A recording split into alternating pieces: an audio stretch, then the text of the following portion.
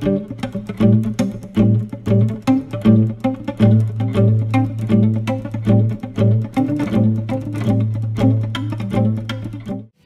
muita alegria, eu quero saudar a todos os irmãos com a paz do Senhor Jesus, pedir que tomem os vossos assentos, por gentileza. Quero louvar a Deus por esta riquíssima oportunidade que Ele me concede de estar aqui, conhecendo esta bonita e aconchegante igreja, estar aqui ladeando pastor Sisac Valadares. Deus o abençoe, pastor. Eu, mesmo à distância, o admiro muito e respeito muito o teu ministério, e já tive a alegria em alguns eventos de figurar contigo no cartaz. Só porque eu figurei contigo no cartaz, eu guardei o cartaz. Pastor Sisac é uma das maiores vozes na pregação da palavra da Assembleia de Deus. Eu muito honrado, e me sinto muito pequeno aqui também, mas agradecido a Deus. Louvar a Deus pela vida do meu amigo, pastor Zaqueu, companheiro que Deus tem me dado no ministério. Louvar a Deus pela vida da Mônica, minha esposa. Trago um abraço para os irmãos lá da nossa igreja, Assembleia de Deus, Ministério do Belém, setor 10, ali em Barueri. Também do meu pastor setorial, pastor Davi Fonseca. Sintam-se abraçados em nome do Senhor Jesus. Eu quero trazer uma reflexão para os irmãos, com base aqui no livro do evangelista Marcos, Evangelho de Jesus, segundo escreveu o evangelista São Marcos, no capítulo de número 1, versículo 12 e versículo 13. Enquanto os irmãos encontram, eu quero dizer que, com a liberdade que o pastor nos dá, Deus me deu a oportunidade de lançar 4 livros, e dos 4 eu consegui trazer um aqui para os irmãos. É esse daqui. Eu lancei esse livro em 2022 e ele se chama O Novo Divórcio, uma palavra bíblica, jurídica e teológica sobre casamento, divórcio e segundas núpcias. Nesse livro eu falo sobre os 5 fundamentos do casamento à luz da palavra de Deus. Eu falo também sobre as 4 situações que Deus suporta o divórcio. É claro que há um princípio que rege o casamento, que é o princípio da indissolubilidade. Mas existem também 4 situações bíblicas que Deus suporta, tolera o divórcio. Eu apresento estas situações aqui e eu fecho o livro falando sobre a respeito das segundas núpcias, que tecnicamente é chamada de digamia. Segundas núpcias e digamia dizem respeito à mesma coisa. Uma coisa é a pessoa solteira se casar, não há controvérsia nisso. Outra coisa é um viúvo se casar, não há discussão quanto a isso.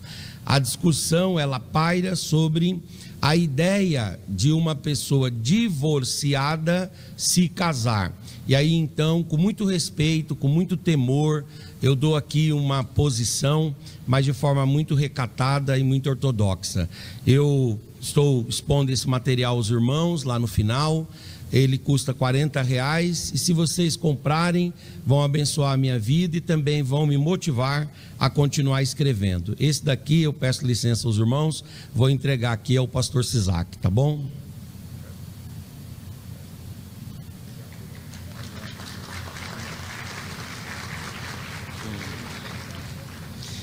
Evangelho de Jesus, segundo escreveu o evangelista São Marcos, capítulo de número 1, versículos 12 e 13. E logo o Espírito o impeliu para o deserto, e ali esteve no deserto 40 dias, tentado por Satanás, e vivia entre as feras, e os anjos o serviam. Apenas 2 dos 4 evangelhos trazem esta história, a chamada história da tentação, a narrativa da tentação de Jesus. O primeiro evangelho que trata disso é o evangelho de Mateus, lá no capítulo de número 4. E o segundo evangelho é o evangelho de Marcos. Só que é interessante que o evangelista Marcos, quando ele vai falar a respeito da significação da tentação de Jesus, Marcos vai usar uma linguagem metafórica, ele vai usar uma analogia, ele vai usar uma simbologia.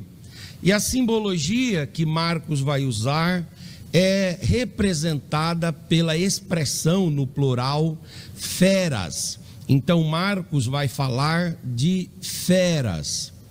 É interessante que o Mateus deixa escapar essa expressão, mas Marcos resume a tentação, ele define a tentação nesta palavra. Ele diz: Jesus enfrentou ou esteve, ou Jesus ali teve que vencer as feras.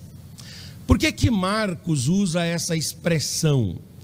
Em primeiro lugar, pode ser que Marcos usou essa expressão feras para designar a tentação de Jesus e a vitória de Jesus e todo o enfrentamento que a tentação de Jesus significou, porque Marcos, ele tem uma característica na construção do seu evangelho que é ser sucinto.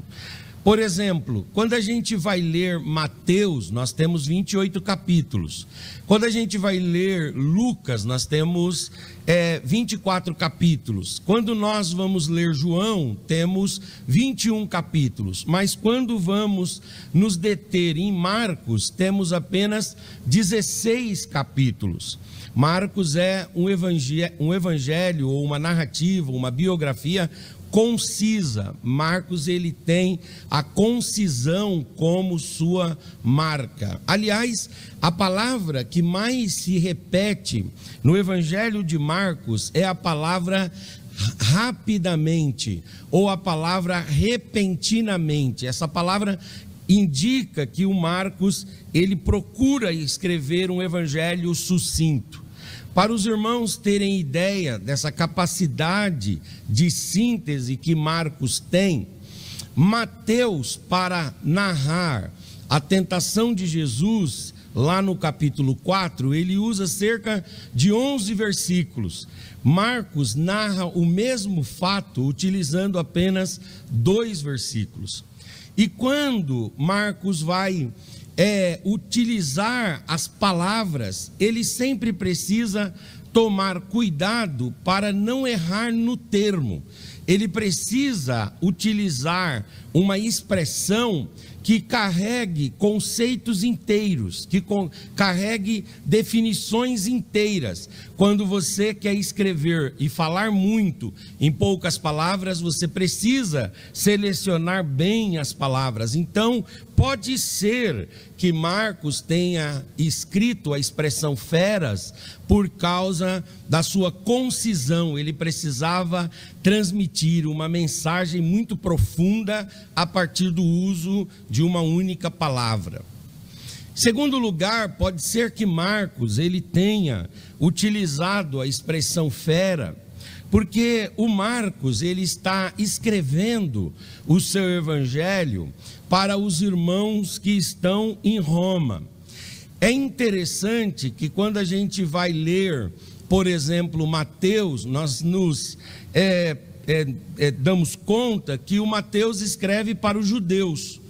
O Lucas, ele vai escrever para os gregos. A linguagem de João é universal, mas Marcos vai escrever para os romanos.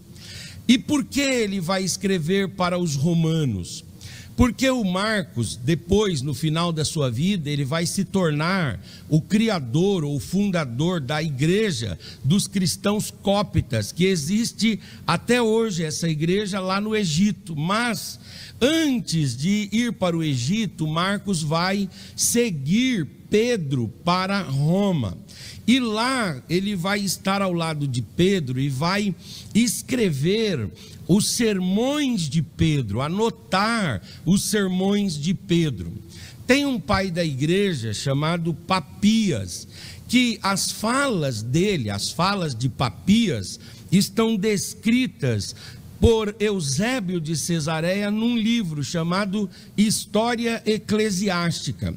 E o Eusébio diz que o Papias, quando apresentou a tradição da igreja quanto à formação do cânon neotestamentário, ele diz que a posição de Pedro era contrária ao fato de Marcos escrever. Por exemplo, Pedro pregava lá na igreja de Roma, Marcos era o seu pupilo, o seu aprendiz, o seu aspirante ao ministério.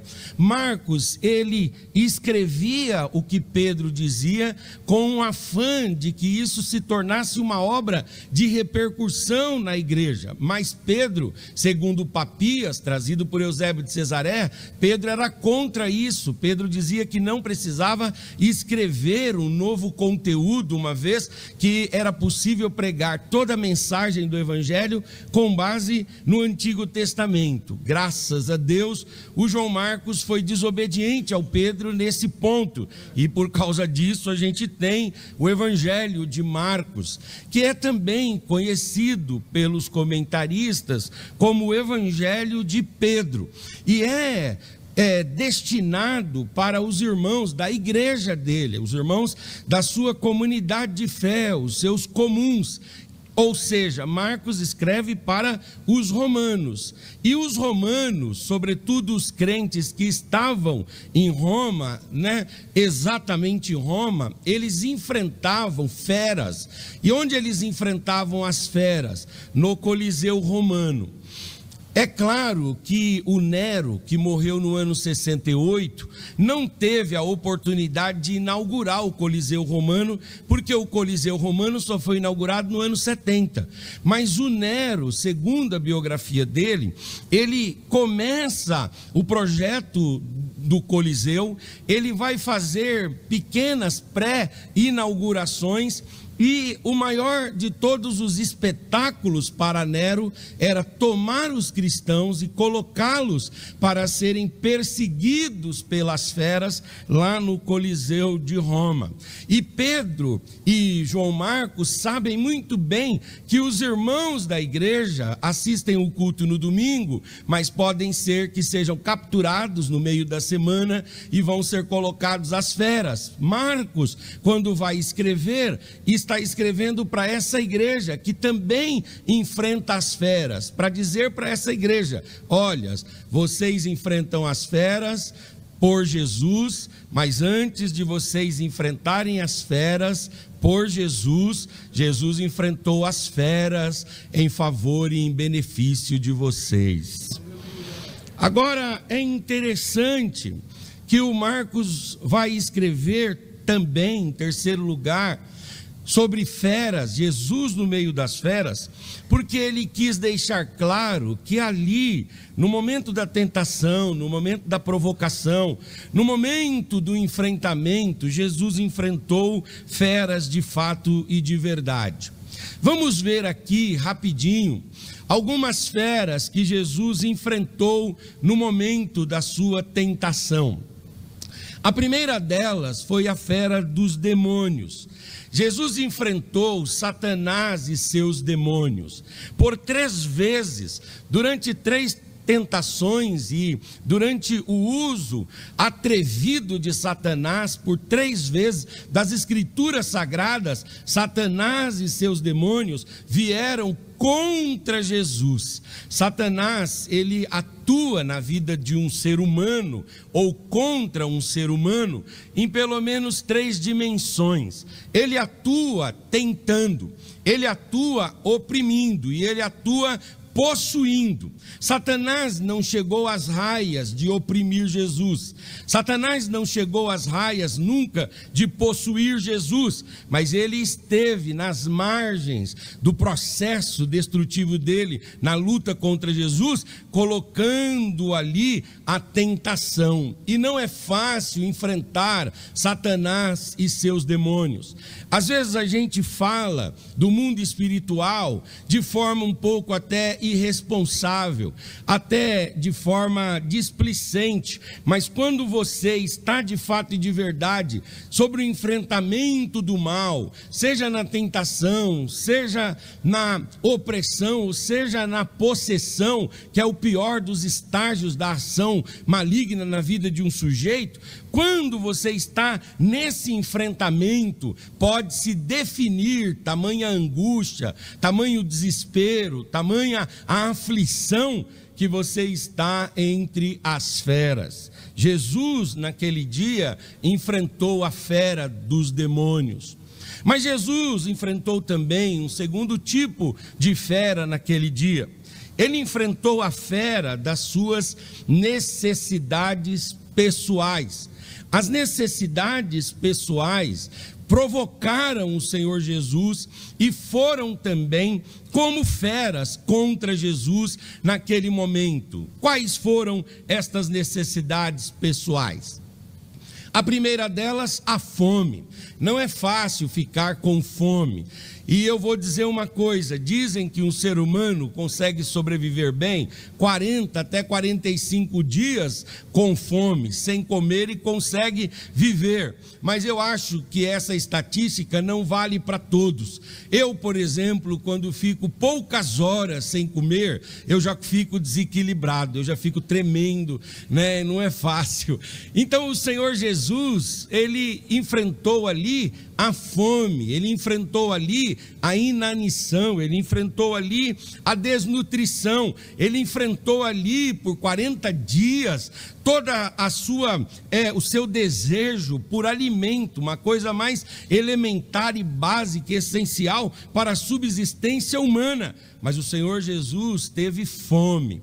E é interessante que Satanás, ele viu que Jesus teve fome e ele ofertou dizendo: transforma a pedra em pão, e aí então mate essa fome. Você pode se saciar, você pode se alimentar, você pode afastar esse desejo e essa necessidade pessoal. Mas Jesus estava enfrentando a sua fera, a fera da carência, a fera das necessidades pessoais.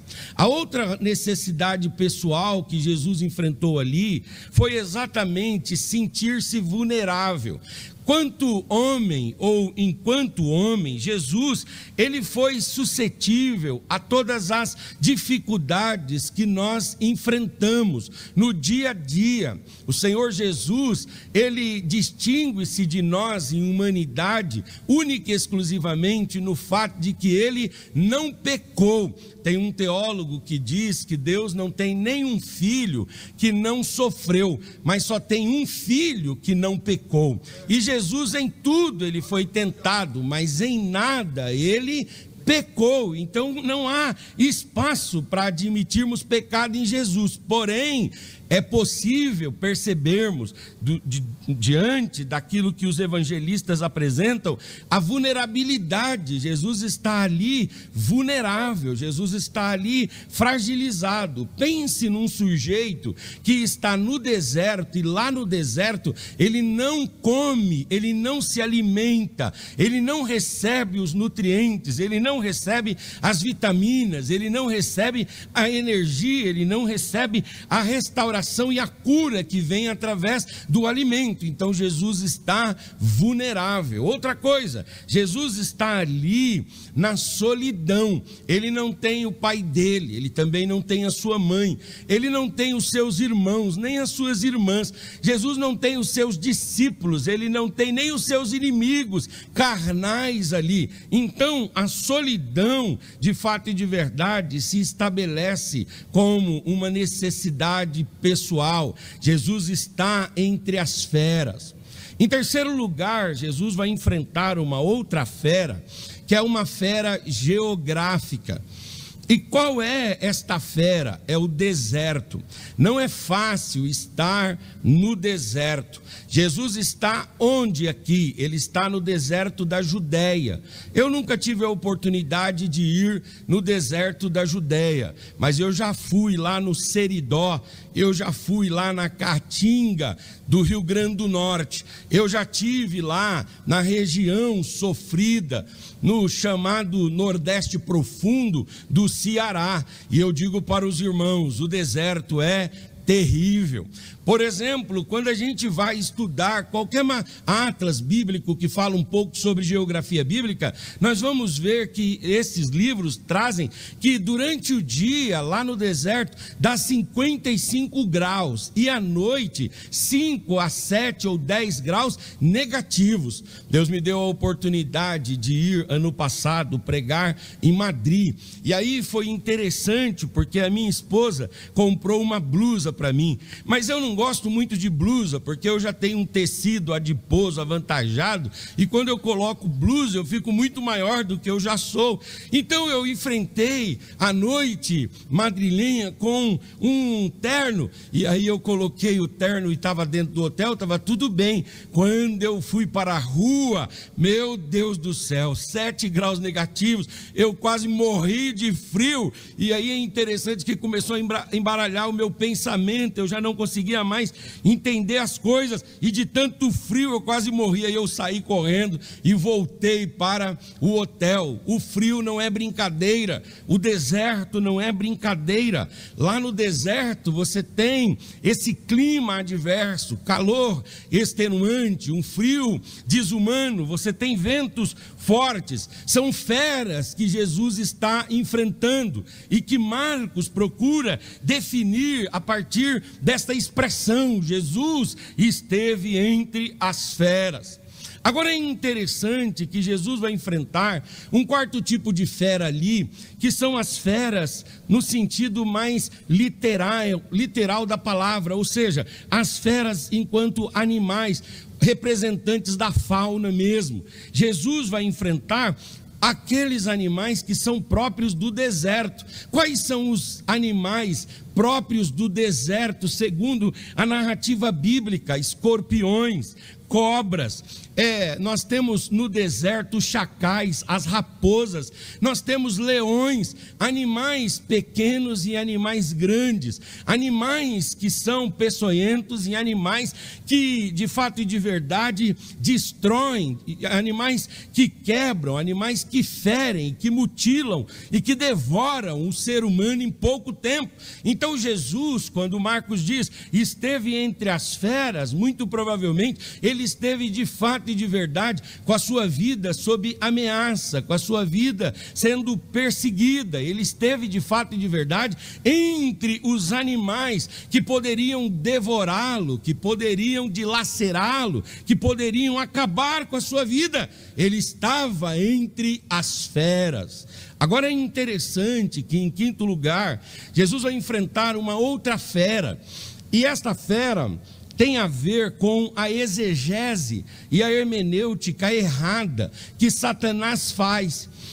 É interessante que um desvio doutrinário, aparentemente, não é uma fera tão nociva assim, mas para aquele que é zeloso pela sã doutrina, aquele que é cuidadoso com a exposição da palavra de Deus, e aquele que é esmerado no ensino das Escrituras, qualquer desvio hermenêutico, qualquer desvio exegético já causa assombro, agonia e angústia. Às vezes alguém diz assim: mas precisa ter tanto zelo assim? Precisa, porque a palavra de Deus, ela não pode fazer curva, ela não pode sair do trilho, ela não pode pegar trilhas, ela não pode pegar veredas escusas. Não, a palavra de Deus, para termos honestidade com ela, deve ser exposta na forma como Deus falou. Qualquer tipo de manipulação, de manejo, qualquer tipo de transformação e de adulteração estraga a palavra de Deus. É por isso que para Jesus aquele erro doutrinário, aquela forma equivocada de ler o texto que Satanás traz, aquilo é como uma fera, aquilo é agressivo, aquilo é violentador, aquilo causa em Jesus uma amargura e uma angústia muito grande. Satanás faz um uso equivocado das escrituras. Em primeiro lugar, ele vai dizer, não está escrito que ele dará ordem aos seus anjos para te guiar a ponto de você não tropeçar em pedra alguma. Aí o Senhor Jesus vai e olha para ele e diz assim: vai-te, Satanás, porque está escrito: não tentarás o Senhor teu Deus. Vamos corrigir essa hermenêutica, vamos corrigir essa exegese aqui, vamos ser organizados, vamos nos tornar aqui denodados, vamos nos tornar aqui caprichosos na interpretação. É verdade que Deus nos protege, mas nós também temos responsabilidade e a gente não pode se colocar em situações de vulnerabilidade, porque aí nós tentamos indevidamente o Senhor. E Jesus diz: eu não vou saltar daqui, porque eu não vou tentar a Deus. Aí Jesus vai ser tentado numa segunda situação, que o diabo vai dizer assim: ora, transforma essa pedra em pão. O Senhor pode transformar essa pedra em pão, porque o Senhor é o Filho de Deus, e Ele não deixará a sua alma sem pão. Aí Jesus olha e diz assim: vai-te, Satanás, porque também está escrito que nem só de pão vive o homem, mas de toda a palavra que sai da boca de Deus. É possível sim que um homem seja sustentado pura e simplesmente por aquilo que é horizontal, efêmero, passageiro, transitório, aquilo que é humano, mas é possível quando Deus quer que o homem se sustente única e exclusivamente pela palavra de Deus, pela palavra de Deus e pela palavra de Deus. Agora é interessante que Satanás, ele é insistente. Tinha uma irmã na igreja que via qualidade em todas as pessoas. Aí o pastor, bravo com ela um dia, chegou e disse assim: irmã, e no diabo, a senhora vê qualidade? Ela parou para pensar assim um pouco e disse: ele é insistente, pastor. Ele é insistente. O diabo é terrível, ele é muito insistente. Então ele, querendo dobrar Jesus, ele vai e diz: se prostrado me adorares, todos os reinos da terra eu te darei, porque eu sou o príncipe desse século, eu sou o Deus desse mundo, o mundo jaz no maligno. Mas Jesus olhou e disse assim: meu filho, mas está escrito também, tem páginas da Bíblia que você precisa folhear melhor, tem páginas da Bíblia que você precisa se deter, e tem uma página lá em Deuteronômio que diz o seguinte: só diante de Deus se prostrará, e só Ele renderá toda a glória, toda a adoração e todo louvor. Então Jesus aqui, ele está enfrentando as suas feras, e Jesus, ele enfrenta as suas feras, nos dando exemplos de que nós também, na nossa vida, na nossa caminhada, no nosso dia a dia, na forma como a gente vai vivendo a nossa vida, nós também enfrentamos, cada um aqui enfrenta a sua própria fera, o seu próprio adversário. Para uns a fera é uma doença, para outros a fera é o desemprego, para outros a fera é uma ausência, uma carência de oportunidades, para outro a fera é um pecado e um vício que você não consegue vencer e triunfar. Mas eu quero dizer para você que o Senhor Jesus, ele enfrentou cada uma das feras, aleluias, daquele dia, e no final do dia nós não o vemos abatido, nós não o vemos superado, nós não o vemos derrotado. Não, ele termina o dia com as mãos para os céus, dando glória a Deus como um vitorioso. Jesus jubilou sobre as feras que ele enfrentou na sua vida. indicando para nós que nós também podemos vencer as nossas feras. A palavra de Deus diz assim, que se no dia da nossa batalha nós nos mostrarmos frouxa, a nossa força será muito pequena, mas se nós reunirmos, aleluias, a nossa força com a unção e a graça do Espírito Santo de Deus, se nós tomarmos a palavra de Deus como guia e como orientação para a nossa vida, nós também sairemos triunfantes, vitoriosos e exitosos para a glória do Senhor. Como é que Jesus venceu estas feras? Em primeiro lugar, Jesus venceu as feras sabendo que ele estava na direção do Espírito de Deus. Tem uma coisa que nos dá força nas nossas batalhas, que nos dá ânimo para que triunfemos sobre os nossos adversários. E o que é isso? É sabermos que estamos exatamente na direção do Espírito de Deus.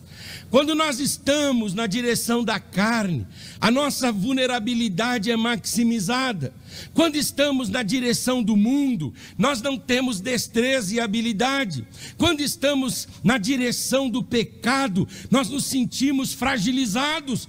Mas quando estamos na direção de Deus, e isso é para nós uma convicção certa, isso se assenta harmonicamente no nosso coração, ainda que enfrentemos exércitos inteiros, o faremos de cabeça erguida, de peito estufado, conscientes e em paz de que estamos na direção certa, na direção dada pelo Espírito Santo de Deus. Porque é que Jesus está enfrentando a tentação? Não foi a sua carne que o levou para lá, não foi a sua vontade que levou para lá, não foi o seu narcisismo, não. Ele está ali porque o Espírito de Deus o guiou para ser tentado. E é interessante que Mateus, ele também traz essa informação. E Marcos, apesar de ser conciso, apesar de ser bem célere, apesar de ser resumido, Marcos não deixou escapar aquilo que era fundamental. E é fundamental deixar claro que Jesus só está no deserto, Jesus só está debaixo de pressão, Jesus só está debaixo da tentação. Por quê? Porque o Espírito o levou para lá. E aqui dei uma mensagem extraordinária. O mesmo Deus que nos leva a pastos verdejantes, o mesmo Deus que nos leva às águas tranquilas, nos leva também a caminhos desérticos, a caminhos áridos, a caminhos de tentação e de provação. Mas lá a sua mão poderosa é sobre a nossa vida, a sua graça, aleluia, nos fortalece, nos dando condições de sairmos triunfantes para a glória do Senhor, para a glória do Senhor. Você vai sair daqui agora e vai enfrentar a sua semana. Você tem uma agenda rabiscada, você tem ali um plano de trabalho lá na sua empresa, você tem uma ordem de serviço. Pegue a sua agenda, pegue o seu esboço, o seu checklist da semana, e antes de começar a executar cada uma das coisas, coloque esse checklist diante de Deus, ore colocando a sua mão e dizendo: Espírito de Deus, acima dessas minhas direções, dê as direções do Senhor para mim. E se você estiver na direção de Deus, nada vai derrotá-lo, nada vai triunfar sobre a sua vida. Quantos desejam estar na direção de Deus, na direção do Espírito? Levante a sua mão, por gentileza, levante a tua face, levante a tua voz, abra a sua boca e dê uma palavra de adoração e de louvor ao Senhor. Aleluia!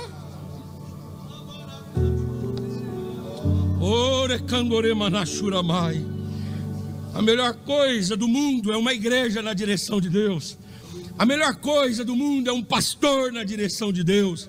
A melhor coisa do mundo é um pregador na direção de Deus. A melhor coisa do mundo é um pai de família que não vive apenas baseado nos seus achismos e naquilo que ele entende como intuição para sua família, mas um pai dirigido pela direção de Deus. A melhor coisa que tem é uma mulher, mãe de família, guiada pelo Espírito. Que Deus nos dê, em nome de Jesus, a bússola do Espírito, aleluias, o paradigma do Espírito, o farol do Espírito, o referencial do Espírito, que Ele nos dê a direção.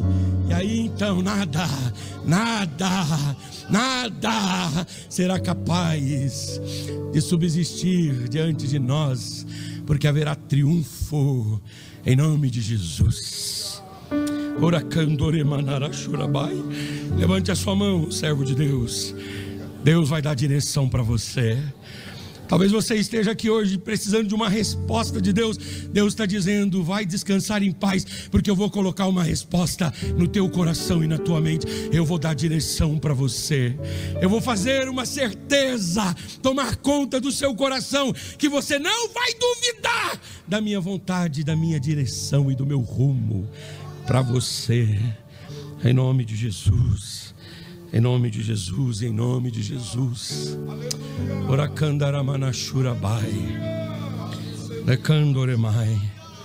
Paulo diz que o homem espiritual a tudo discerne, mas de ninguém é discernido. E quando você procura entender o que é esse homem espiritual, à luz do que Paulo está falando lá em Coríntios, ele está dizendo assim: um homem dirigido por Deus, ele discerne tudo. Nem todos o discernem, mas ele consegue discernir tudo. Nada mais glorioso do que termos a convicção de que estamos na direção de Deus. Charles Finney, advogado, ele estava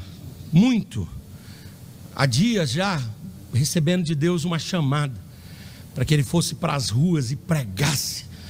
E ele estava cambaleante, ele estava duvidoso.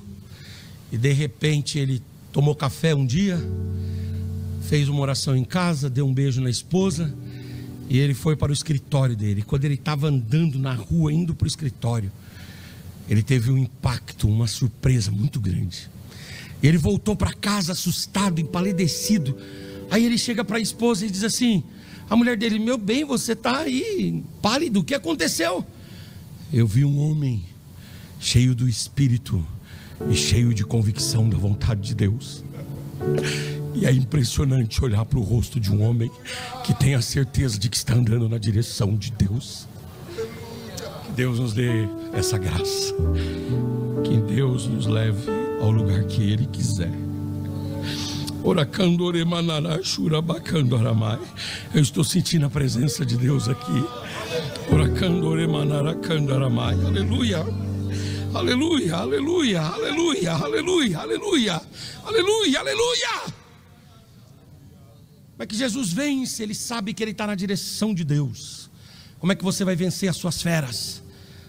Tendo consciência de que você está na direção de Deus.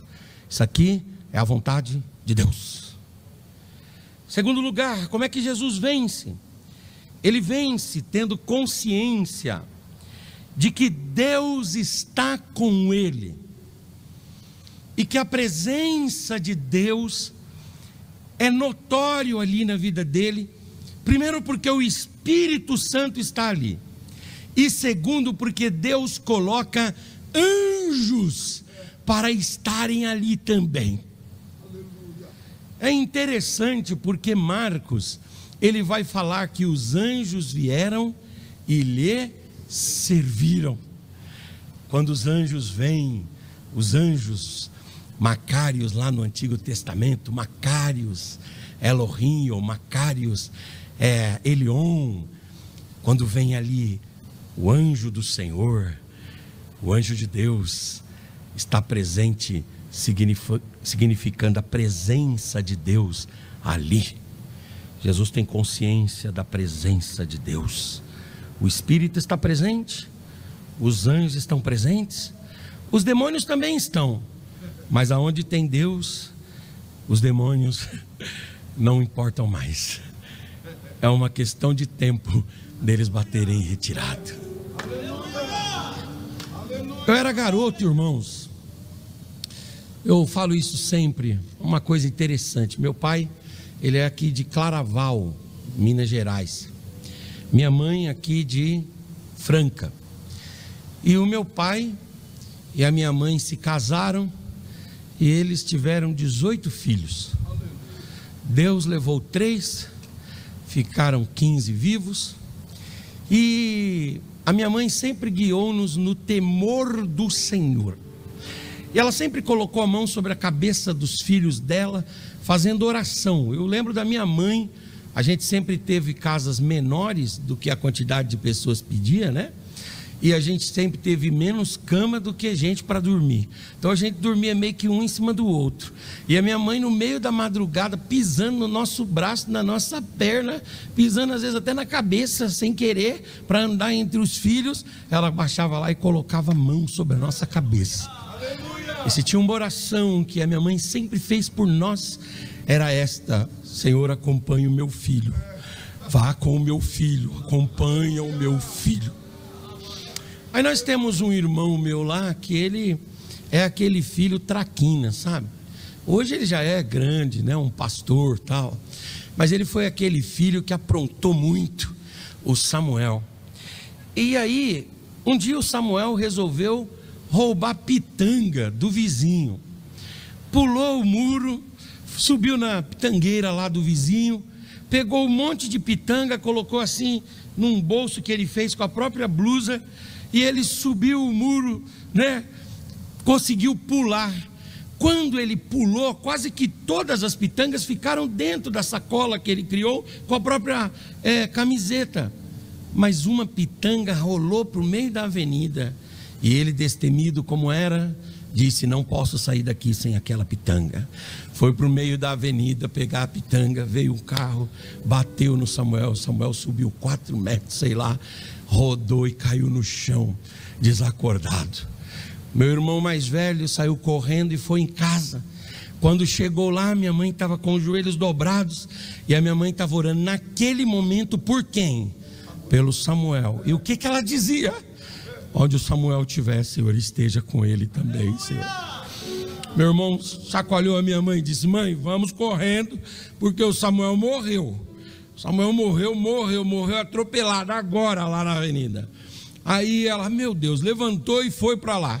Quando chegou lá, o Samuel estava muito bem, em pé, tranquilo, tal, andando. Aí a minha mãe viu, não tinha nenhuma escoriação, não tinha nada. O rapaz que atropelou, ele estava mais preocupado do que o Samuel estava inteiro.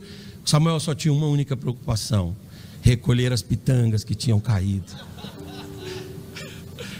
Naquele dia ele chegou em casa com a bolsinha dele cheia de pitangas, porque a boa mão de Deus foi sobre ele. Levante a sua mão, por gentileza. Deus está com você. Levante a tua face, por gentileza. Levante a tua voz, abra a sua boca e dê uma palavra de adoração ao Senhor, porque Ele está contigo. Ele não te abandona nas horas difíceis. Ele não te abandona nos prognósticos negativos. Ele não te abandona nos diagnósticos ruins. Ele não te abandona no meio das tempestades. Ele não te abandona no deserto. Ele não te abandona na prova. Ele não te abandona na luta. Ele está com você. Ele vai à sua frente. Ele vai à sua retaguarda. Ele vai à sua direita. Ele vai à sua esquerda. Ele te sustenta com a sua mão poderosa. Quantos acreditam que podem levantar um pouco mais a mão, um pouco mais a voz e encher essa casa de glória ao nome que é sobre todo nome?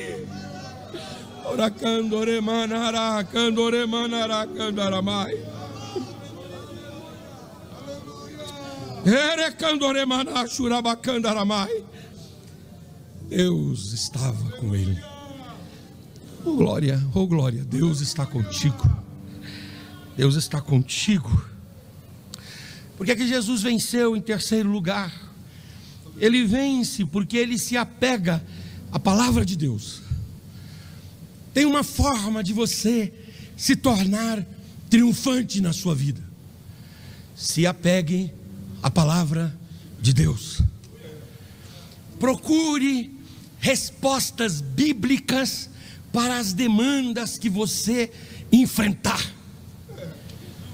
Diz que o Lutero, quando ele estava albergado pelos príncipes alemães, fazendo a tradução para o alemão da Bíblia, diz que um dia Satanás apareceu lá e falou para o Lutero assim: você, Lutero, fazendo tradução da Bíblia, pregando 95 teses contra a Igreja Católica na abadia de Wittenberg, você acha que você é alguém? Eu conheço você, Lutero, e eu vou começar aqui a elencar os seus pecados. E diz que foi arrolando cada um dos pecados de Lutero, e ele foi escrevendo, e aí de repente a ficha corrida dele ficou longa mesmo. Quando o diabo estava terminando, o Lutero olhou para ele e disse: mas me diz uma coisa, meu filho, deixa eu falar uma coisa para você. Você já leu a Bíblia? O diabo ficou meio torto. Você falar de Bíblia fica meio torto. Aí ele diz: está escrito aí, você deve escrever aí embaixo também. Mas o sangue de Jesus Cristo me purifica de todo o pecado. Quem encobre as suas transgressões não prosperará, mas quem confessa e deixa alcançará a misericórdia. Se nós confessarmos os nossos pecados, Ele é fiel e justo para perdoar os pecados e nos livrar de toda a injustiça e iniquidade. Filhinhos, eu vos escrevo estas coisas para que não pequeis, mas se pecardes, saibam de uma coisa: vocês não estão sozinhos, vocês têm junto ao Pai um advogado, Jesus Cristo justo, que intercede por vós.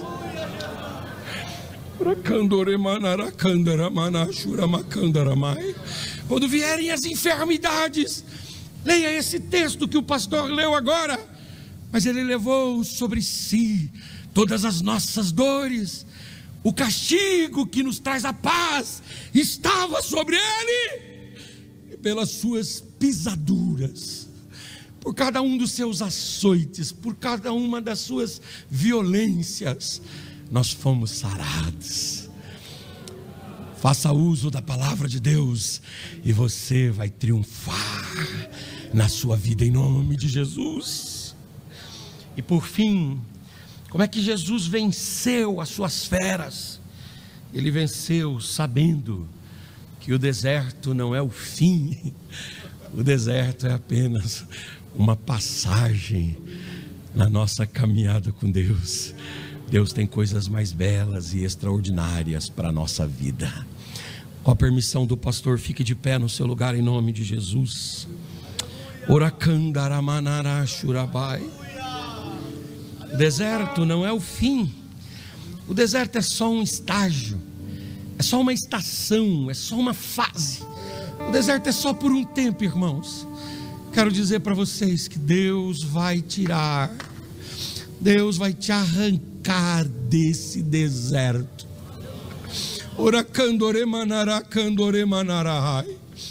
Oxalá seja hoje que as portas sejam abertas. Hoje seja o dia da aprovação. Hoje seja o dia que Deus vai abrir rios nos ermos, mananciais no deserto, e uma grande porta de esperança nesse vale de Acor. Aleluia, glória a Deus. O deserto é só uma fase, aguenta firme. Tem alguém aqui que ainda não recebeu Jesus como seu único e suficiente Salvador e Senhor? Dê um sinal com a sua mão. Nós queremos conhecer você, um moço, uma moça, um jovem, um senhor, uma senhora. Você de repente veio aqui convidado por um amigo, você veio aqui convidado por um parente seu, você veio pela divulgação do culto, mas você veio aqui, ouviu os louvores e ouviu a respeito de Jesus, o nosso campeão, triunfando sobre as feras. Tem alguém aqui que ainda não recebeu Jesus? Dê um sinal com a sua mão, nós queremos orar. Ô querida, olha para mim aqui. Você quer hoje receber Jesus? Dê um sinal com a sua mão, nós queremos orar por você. Vem para cá. Alguém pode acompanhar a nossa querida irmã? Jesus vai dar vitória para ela também. A festa nos céus, a festa aqui também. Aleluia, Jesus vai dar vitória para você. Não foi por acaso que você veio aqui. Aleluia, não foi por acidente, não. Jesus tem um projeto maravilhoso com você. Aleluia, aleluia. Pode chorar mesmo na presença de Deus. É assim mesmo que a gente faz quando a gente encontra a boa mão de Deus, o amor de Cristo. Aleluia, a obra salvadora de Jesus. É isso mesmo. Ele vai perdoar os seus pecados, vai escrever seu nome no livro da vida e vai escrever uma nova história para você. Oh, glória! Tem mais alguém que quer vir aqui aceitar Jesus? Dê um sinal com a sua mão, nós queremos conhecer você. Venha, nós queremos orar por você. De repente você não está mais seguindo a Jesus. Você já seguiu por um tempo, mas você parou na caminhada e você quer hoje voltar para Jesus. Dê um sinal com a sua mão. Nós queremos orar por você. Não fica longe não. Jesus vai dar vitória para você sobre as suas feras, sobre as suas angústias, sobre as suas agonias, sobre as suas amarguras. Ele vai trazer uma paz, aleluia, gloriosa para o seu coração, resolvendo a sua vida. Jesus resolve a nossa vida. Tem alguém que quer hoje voltar para Jesus? Não tem? Amém. Você pode pegar na mão desse irmão aí, em nome de Jesus. Levanta a mão dele assim, ó, como se levanta a mão de um campeão. Oh, glória! E você pode orar por ele. Esse seu irmão aí não aparenta muito, sabe? Às vezes ele disfarça bem, mas ele tem cada fera que ele enfrenta, cada dificuldade, cada dilema. Mas você está aqui para orar por ele. Ora aí em nome de Jesus. Pai, eu oro pela tua filha, Senhor, que veio aqui à frente. Ela ouviu a tua palavra, Pai. Ela aqui, Senhor Deus, tocada pelo Espírito, entregou a vida a ti, Senhor. Escreve o nome dela no livro da vida. Perdoe os seus pecados. Derrama sobre ela a tua graça e a tua bondade, Senhor. Trabalha na família dela, Pai, que a partir dela coisas extraordinárias aconteçam lá na casa dela. Toma a tua filha nas tuas mãos, Senhor. Toma a tua serva nas tuas mãos. Eu oro também, Senhor, pelos meus irmãos que estão de mãos levantadas aqui. Cada um aqui, Senhor, tem suas próprias feras, seus leões, ó Deus, seus conflitos, as suas lutas. Mas o Senhor é aquele que venceu. O Senhor triunfou na batalha. O Senhor é o nosso campeão. O Senhor levantou a coroa da vitória.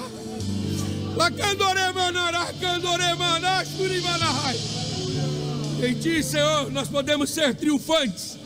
Em ti, Senhor, nós podemos também erguer a nossa vitória. Em ti, Senhor, nós somos mais do que vencedores, porque sobre nós repousa o teu glorioso amor. Da vitória aos teus filhos. Esta é a nossa oração, em nome de Jesus, amém.